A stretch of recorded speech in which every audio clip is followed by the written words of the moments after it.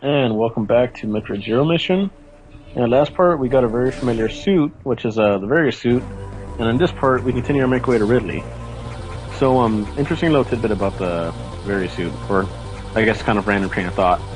But, oh yeah, as you can see, the various suit allows you to go under lava, or acid, as it is. But, from the first game onwards, you get the various suit, but this becomes our iconic suit that you always see Samus in ever since the second game. And in the second game, if I'm not mistaken, you actually start off with this suit.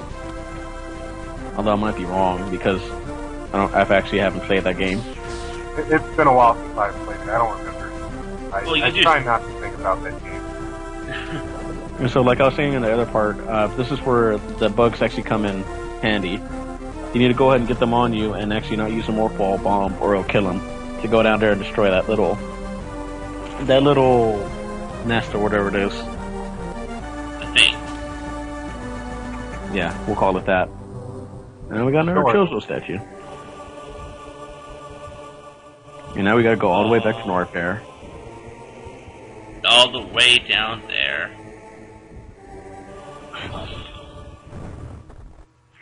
Well, I mean, in 2, it introduced the two orbs that are on the side of her shoulders. Yeah, in the original game you actually do get the Very suit, but it doesn't drastically change her design. Because, well, probably because of the limitations of the NES. Yeah. I guess keep to the original, because you generally don't see much of the shoulder pad. I mean, it all makes sense. She gets shoulder pads. She gets the shoulder tackles. She obviously wants to be in football.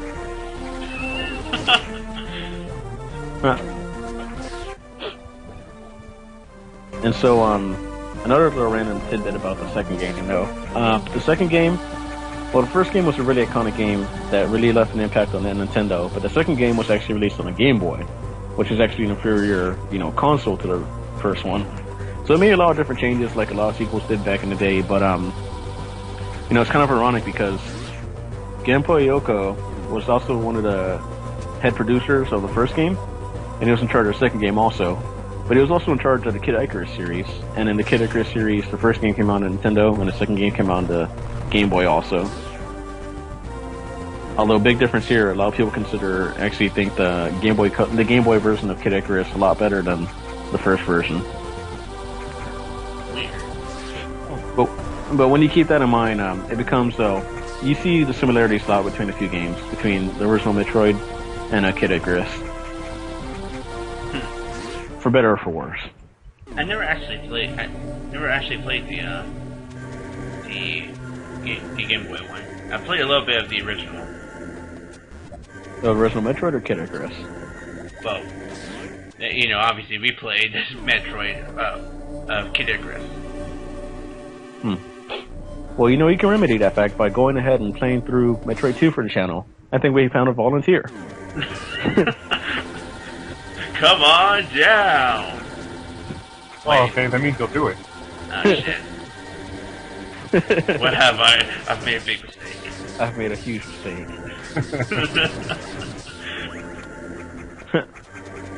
I also like how the second one is like, well, I don't know if the second one's considered much harder for Metroid, but yeah. You're also volunteered to play through the second Mario game, not Doki Doki Panic. Lost levels. Both. I'm doing both. Well, that's for another time. Right now, we need to go ahead and continue building our boost and going past some areas we saw before where we couldn't access it because it was way too hot for Samus. We're making steamed Samus. Yeah, call it a hunch, but I feel as if we've done this before. Not really sure why. I think it's something that has to do with going back. And we're tracking back our steps. Something called backtracking. And I forgot that this room, actually, I think this room requires, no, this is where I got the power up. I thought this room required pseudo missiles for a second. So, in the original Metroid, those enemies were probably the most annoying enemies in the game. They did so much damage. They took so many shots to kill. And they were also very annoying because you couldn't aim diagonally. Yeah. Yeah. That's probably the worst part about it all. Yeah, well, the original Metroid, the biggest problem came down to it in modern days is just the amount of grinding that it required. Because when you died, it only respawned you with 30 health. And enemies in that game really hurt. And passwords. Oh yes, the passwords. Yeah, I can appreciate what Metroid did. I mean, it did, and, you know, the games later on would be great and fantastic, but I look back in the original, and I guess maybe I'm cynical for this, but it's just, I look back and I think, this game got a sequel? Yeah. And so, you know, like I said, this game really goes gung-ho with the speed boosters. The speed booster aspect. So, like, anytime you see, like, an extended section of space, you more than likely want to go ahead and start charging the speed boost. Or clearing the way. Probably some more balls right there. The bottom wall. No, well, you'll see. As you can see, you have to charge them. You not only have to charge a speed boost, but you have to basically clear up all this little open space. And these rocks, well, these little fake rocks will actually respawn. So you actually have to time it pretty well.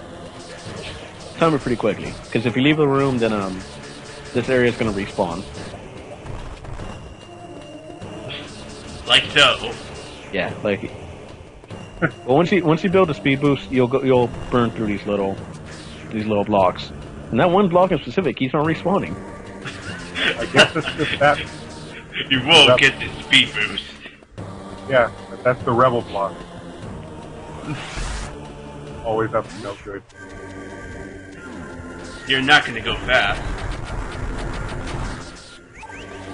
And that's one way to take that guy out. He didn't stand a chance. He like looked at you and then realized he was dying. He tried to speed up, but he didn't make it. Saw his life flash before his eyes. All three of his eyes. I just shouldn't imagine that one song. And it only showed like the 3 frames that you could probably end the video. What So, the? What? I've seen it before, but that always catches me. I'm just like, what the hell is that? A sphere with like the face? Like Yeah, the tormented ectoplasm. face. And now we unlock the second half of Norfair with our map. The map. And Yeah. more fake lava. Fake lava, not acid. Yeah. And If you know, it these little turtles on crack. They've upgraded. Is that what Now they're they supposed have- to be, turtles? So there's some badass looking turtles. Yeah, it kind of reminds me of Dr. Evil. The only thing I'm asking for is turtles with laser beams attached to your head. Except these got rocket boosters on their asses. Is it too much to ask for to just have some rocket booster turtles?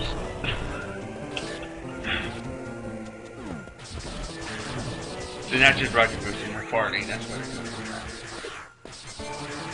is. Yeah, you gotta use missiles for these guys, so. You're gonna sit here for a So while. depressing. They stand no chance. They can only just stand there and get pelted. Yeah. Those guys got kind of a shitty lot in life. They get stuck there and have to take a barrage of missiles by a bipolar lady on a rampage with a missile launcher attached to her arm. I'm just in it for the money. Maybe this is all just a game to Samus, and she gets the double out of it because she makes money for it. Which is just like, how many things can I make go before I'm done?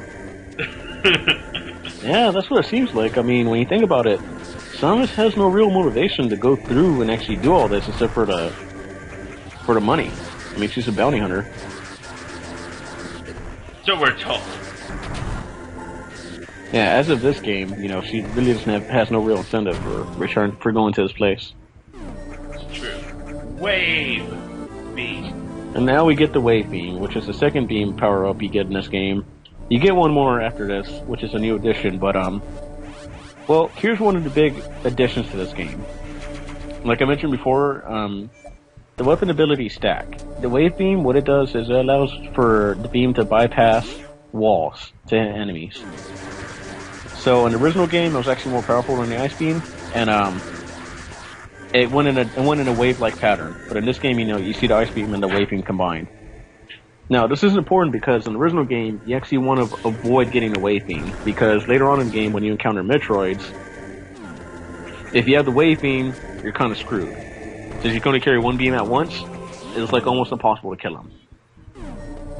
So basically, you're shooting yourself in the foot. Yeah. So kind of a douchebag gameplay mechanic, but yeah, you definitely want to avoid the wave beam in the original. For sure. I've never really tried it and everything. After seeing the grinding, I never bothered trying. Yeah, well, you want to challenge yourself. Go through the original game with the wave beam. It certainly seems possible, but I definitely would not recommend it. Well, the wave beam does make fighting enemies, because it makes a wave-like pattern. It can kind of shoot diagonally. Yeah, but the trade-off just does not seem worth it to me. Well, after you see the damage Metroids do. If you get the wave beam, you can actually go back and get the ice beam. There's specific spots you can beam. So once you get the wave beam, it's not like you can still get it. And here is where I get stuck for a little bit. It seems kind of obvious how you have to kill this guy, but well, you have to hit his belly, but like his outer exterior is like is hard. And before in the other one, you could hit from below, but in this one you can't. So I kind of fail here for a second and speed it up.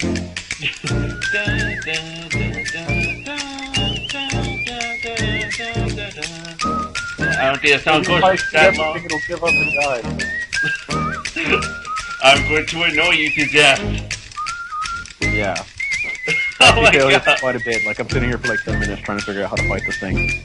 And this is why I definitely wait that. Well, like I mentioned before. This is what I mentioned before. Like you charge your beam in Super Metroid, and you get in Morphball mode, and you let a lot of Morphballs go out.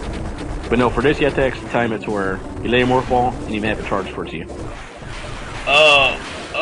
Oh my gosh. Okay then. Yeah, that segment was a little fail. And as you can see here, I see there's a power up in this room, but I don't know where it is. But after 10 minutes, I said, you know what? It's just not worth it. I just want to go ahead and get over with it. After all the life you used.